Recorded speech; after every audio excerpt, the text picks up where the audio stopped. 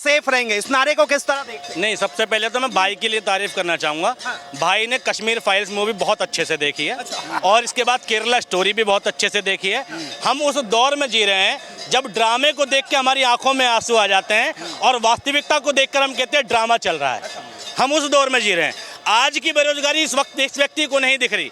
आज लॉकडाउन में लोग लाखों लाख लोग पैदल चल गया, वो नहीं दिखा। आज कोरोना में कितने लोग मर गए, वेंटिलेशन में ऑक्सीजन बेड नहीं मिला, ये इनको नहीं दिखा। मोदी जी ने महामारी के टाइम पे गरीब लोगों के लिए ट्रेन नहीं चलाई, लेकिन पटरियों पर चलते हुए लोग ट्रेन से कुचले गए नहीं, वो नहीं दिखा। इसे मौजूद भारत की पीड़ा नहीं दिखती। जिस भारत में ये मौजूद नहीं थे 90 के टाइम पर ये बालक रहे होंगे, अगर होंगे तो, या पैदा भी ना हुए हों, ये हो सकता है। इन्हें उससे पहले की घटना बताया जिन्हें जो लाइफ इन्होंने जी नहीं है, लेकिन वर्तमान की स्थिति को देख के रो नहीं रहे हैं, या उस स्थिति को देख कर रो रहे हैं जो इनके सामने घटी नहीं है। जो ये बड़ी दुखदाई बात है। और रही बात बटेगी तो कटेंगे, ठीक है, बिल्कुल सही बात है। थोड़ा नारा पुराना हो गया, इस पे बाद में आएंगे, पहले इस पे आइए। एक है सेफ है, बिल्कुल एक हैं, सेफ हैं। हिंदू मुस्लिम सिख ईसाई आपस में हम भाई भाई, नारा था ये। लेकिन प्रॉब्लम शब्दों से नहीं है, प्रॉब्लम लोगों की विचारधारा से है। भाई मोदी जी इस नारे को, नारा शब्द तो ठीक है, लेकिन वो कहते हैं मुंह में राम बगल में दिल में नाथूराम। मोदी जी उस विचारधारा से आते हैं। एक हैं तो सेफ हैं के पीछे सारे भारत को एक करने की बात मोदी जी नहीं कर रहे हैं। मोदी जी जो बात कर रहे हैं वो समुदाय विशेष की बात कर रहे हैं। मोदी जी जो बात कर रहे हैं देश में बहुसंख्यक लोगों की बात कर रहे हैं। मोदी जी जो बात कर रहे हैं देश में बहुसंख्यकवाद की बात कर रहे हैं, और उसमें भी अपर कास्ट की बात कर रहे हैं कि भैया बटो मत।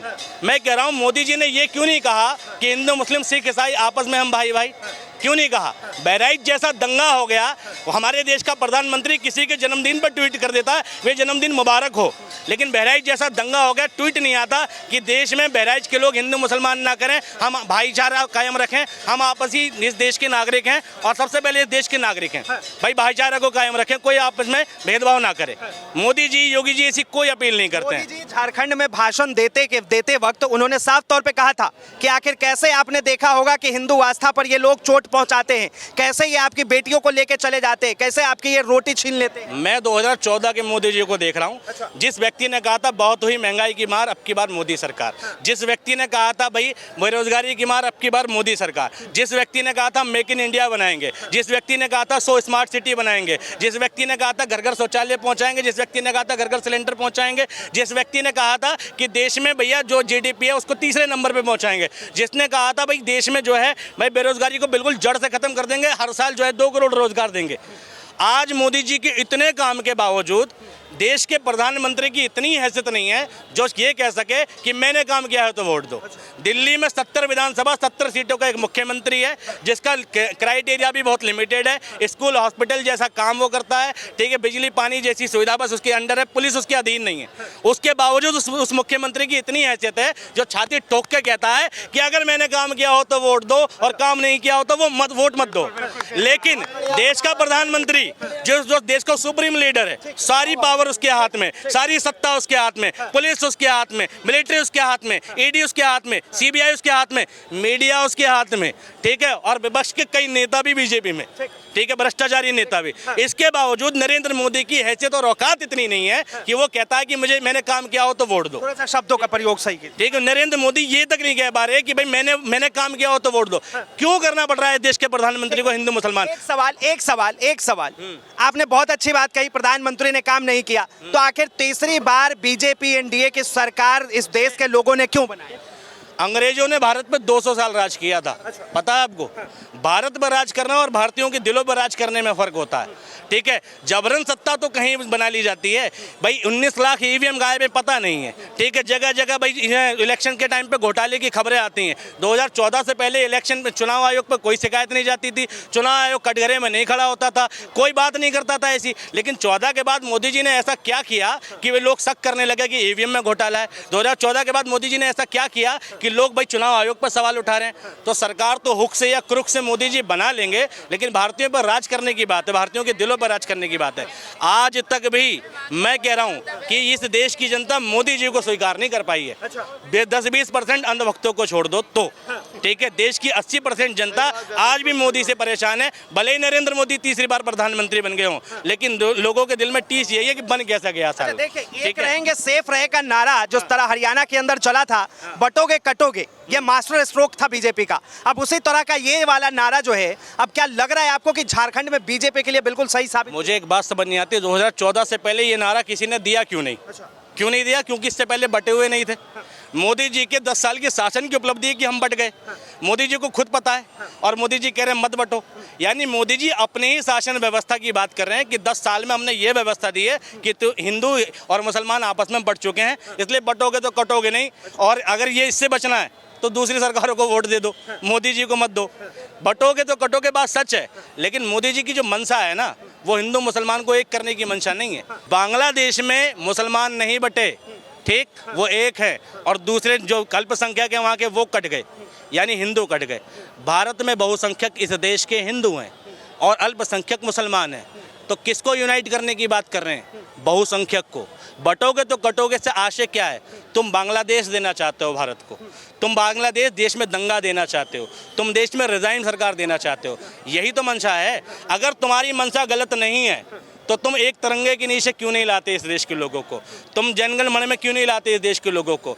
तुम हिंदू मुसलमान दोनों में सौहार्द की बात क्यों नहीं करते? मैंने आज तक भी 10 साल की किसी डिबेट में, किसी भाषण में मोदी जी के मुंह से ये नहीं सुना कि देश में भाईचारा कायम रखें, हिंदू मुसलमान के साथ सौहार्द बना के रखें। एक भाषण नहीं दिखा पाओगे। और योगी आदित्यनाथ तो उससे 100 कदम पीछे हैं, उनके मुँह से शायद निकलेगा भी नहीं। तो ये समझो, इस तरह के जो नारे आते हैं, आखिर इसकी जरूरत क्या है और इसके पीछे की वजह क्या है? कुछ नहीं है। मोदी जी समझ गए कि उनकी सत्ता और लोकप्रियता दोनों खत्म हो चुकी है। अब उनका काम का सहारा तो रहा नहीं, तो अब सहारा बचा यही नारे देने पड़ेंगे। ठीक है भाई, जब उनकी लोकप्रियता थी तब नारे थे बेरोजगारी की मार, महंगाई की मार।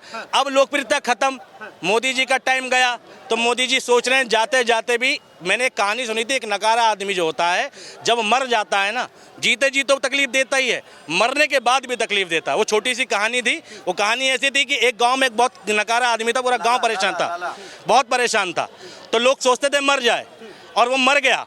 और मरते वक्त उसने अपनी वसीयत लिखी कि जब मैं मर जाऊं तो मेरे मुंह में 5 फीटा डंडा ठोक दिया जाए और मेरी मैयत को गाजे बाजे से लेके जाया जाए, ठीक है, और पुलिस थानों के चक्कर लगा के लेके जाया जाए।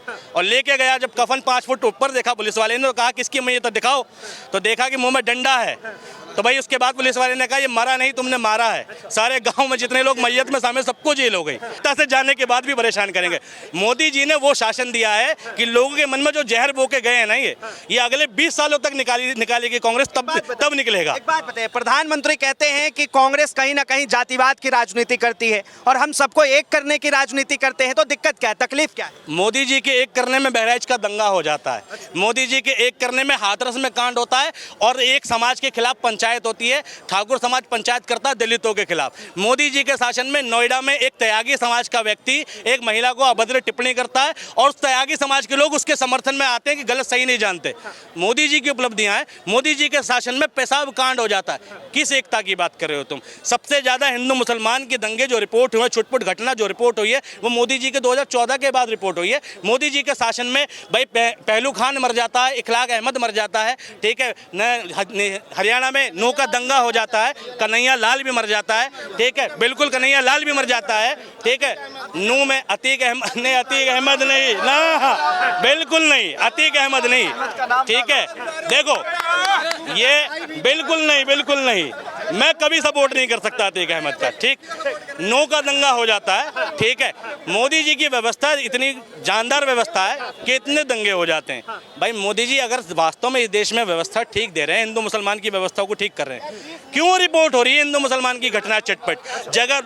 रोजाना वीडियो है हिंदू मुसलमान का स्वार्थ बिगड़ने की। कोई किसी के धर्म को गाली दे रहा है, कोई किसी के धर्म को दे रहा है। 14 से पहले तो नहीं था ये सब। कोई कहीं पोस्टरबाजी कर रहा है, कोई कहीं पोस्टरबाजी कर रहा है। 14 से पहले तो नहीं था। यति नरसिम्हानंद जैसे लोग, ठीक है, मंदिर के मठाधीश बने बैठे हैं, वो APJ अब्दुल कलाम तक को आतंकवादी कह देते। 2014 से पहले तो नहीं था ये सब। मोदी जी की उपलब्धियां है ना कि देश में APJ अब्दुल कलाम को भी गालियां दिलवा दी गई।